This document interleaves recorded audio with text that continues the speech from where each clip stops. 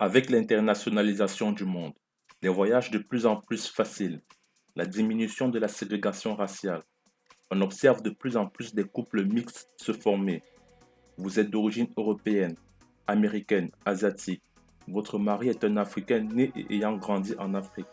Vous vous demandez pourquoi vos beaux-parents ne vous acceptent pas. Quelles sont les 6 principales raisons selon lesquelles certains parents africains n'accepteront jamais que leurs fils épousent des femmes d'origine étrangère?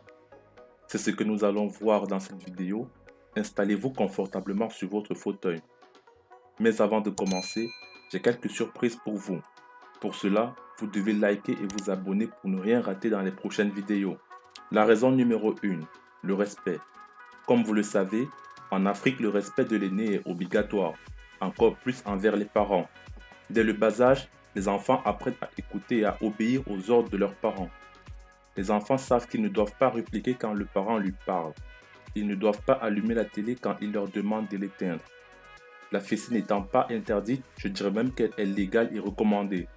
En plus, l'Afrique est un continent fortement axé sur les valeurs chrétiennes et le respect des commandements est sacré. Tu honoreras et respecteras ton père et ta mère. Chez les voisins occidentaux, les parents sont beaucoup plus laxistes envers leurs enfants. Dès le bas âge, ces derniers apprennent à se comporter sur la base d'un raisonnement argumenté. Les enfants ont tendance à chercher et à comprendre le comment du pourquoi, même avec leurs parents. Si vous faites quelque chose qui ne leur semble pas logique, assurez-vous qu'ils ne vous obéiront pas, tant que vous ne leur donnerez pas une bonne raison. En plus, en Occident, les violences éducatives et ordinaires sont interdites. Selon l'alinéa de l'article 371-1, l'autorité parentale doit s'exercer sans violence physique ou psychologique. Les enfants connaissent très bien leurs droits et le numéro de police qu'il faut contacter en cas d'urgence. Vous comprenez donc qu'il y a un gap au niveau éducationnel entre l'enfant qui a grandi en Afrique et celui qui a grandi en Occident. Les enfants grandissent et évoluent en fonction de l'éducation qu'ils ont eue et cela se répercute même à l'âge adulte. Imaginez-vous un parent avec sa culture d'Afrique. Sa belle-fille affiche des comportements auxquels il n'est pas habitué. Il lui demande un service par exemple, elle lui répond qu'il est chiant celui-là. Comment réagirez-vous? Je vous laisse me le dire en commentaire. Les parents africains sachant cela préfèrent éviter d'avoir à subir un comportement qui leur est étranger.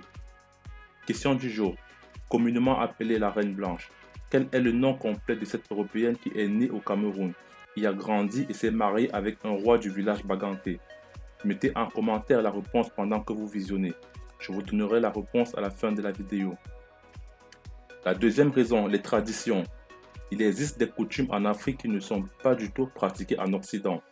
Je pense notamment aux scarifications sur les enfants qui consistent à faire des marques sur le corps pour protéger ces derniers contre des esprits maléfiques. Elle est pratiquée par les Occidents, mais pas pour les mêmes raisons, souvent pour ressembler à des célébrités ou bien faire de son corps une œuvre artistique.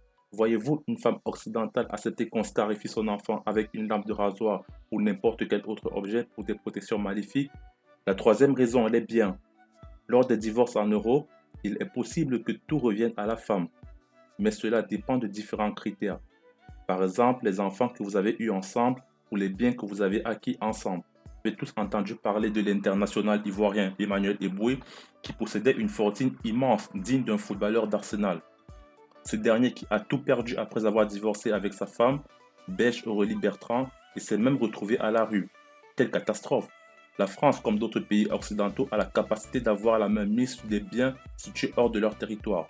Certains parents africains ayant des richesses considérables et souhaitant de ce fait que cela puisse profiter à leur descendance, ne souhaiteraient pas entendre que les biens qu'ils ont légués à leurs fils sont désormais gérés par une étrangère. Certains verront ça comme une forme de colonisation, ce qui est vu d'un très mauvais œil. La quatrième raison, l'entraide familiale. Le système social en Afrique est basé sur une entraide. Vous pouvez ne pas avoir à manger et aller chez le voisin qui pourra vous procurer de quoi vous nourrir. Souvent, tous les espoirs d'une famille reposent sur une seule personne. Pensez-vous qu'une femme ayant grandi en Occident supporterait de voir par exemple son mari s'occuper de toute une famille, les tantes, les cousins, les neveux, les nièces, etc. au point où elle-même ne puisse pas profiter de la vie et aller en vacances? La mentalité occidentale est beaucoup plus axée sur la famille restreinte, à savoir le père, la mère et les enfants. La cinquième raison, les plats culinaires. Vous n'ignorez pas les fameux plats africains tels que le attiqué, issu de la Côte d'Ivoire, le mafé qui vient du Sénégal ou encore le ndolé qui vient du Cameroun. Quel est le dénominateur commun entre ces plats? Et oui, c'est le temps. Comptez environ 1 heure pour préparer ces repas, contrairement aux plats européens où la plupart sont des plats déjà tout faits, où vous n'avez juste qu'à réchauffer ou à rajouter quelques ingrédients et en 10 minutes c'est prêt. Les plats africains sont très épicés et ont un goût différent de ceux de l'Occident. Pensez-vous qu'une Européenne acceptera de vous cuisiner ces plats qui durent presque une éternité? En Afrique, c'est la femme qui fait généralement à manger pour tout le monde. Les parents africains accepteront-ils de manger un plat qui ne leur est pas coutume? La sixième raison, la retraite. Ne pouvant plus travailler, les parents africains aiment aller se reposer au village, ce qui est appelé la campagne. Ils aiment bien aussi se déplacer et aller rester chez leurs enfants pour que ces derniers prennent soin d'eux. En Europe, il y a une telle pression de la vie que même s'occuper de ses parents est compliqué. Les enfants préfèrent les envoyer dans des maisons de retraite où ils ne sont toujours pas bien traités. Il est très difficile de voir un enfant ayant grandi en Afrique ne pas accepter que ses parents viennent dans leur maison. Peu importe la taille de celle-ci, peu importe les circonstances. Pourtant, cela est très fréquent en Occident. Si vous voyez un enfant ayant grandi en Afrique accepter que ses parents aillent en maison de retraite, il y a de fortes chances que ce dernier ait été fortement influencé, car cela ne reflète pas la mentalité africaine. Les maisons de retraite étant mal vues par les parents africains, ces derniers ne supporteraient pas y vivre. C'est l'une des raisons pour lesquelles les parents en Afrique préfèrent que leurs enfants se mettent avec une femme qui ont leurs coutumes. La septième raison, les enfants. Comme vous le savez, en Europe, il y a autant de divorces que de mariages, voire plus. Et très souvent, c'est la femme qui a la garde de l'enfant. Ça peut arriver que c'est l'homme qui a cette garde, mais c'est compliqué. Ce l'est encore plus si c'est un Africain qui a eu cet enfant avec une Européenne. Sachez qu'en Europe, devant les tribunaux, l'homme est classé en dernier sur la liste de priorité après l'enfant, la femme et le chien. Je rigole bien sûr. En Afrique, les grands-parents aiment bien être entourés de leurs enfants et leurs petits-enfants. Sachant que la probabilité qu'un Africain obtienne la garde de l'enfant est très compliquée si ce dernier se mettait avec une femme occidentale, les parents préfèrent s'en méfier. C'est tout pour aujourd'hui, mesdames. J'espère que vous avez compris comment pensent les parents africains. N'hésitez pas à me dire en commentaire vos impressions et surtout abonnez-vous pour ne pas manquer les prochaines vidéos. Le nom de cette Européenne qui a grandi au Cameroun est Claude Ndjike Bergeret. Un bravo à tous ceux qui ont trouvé.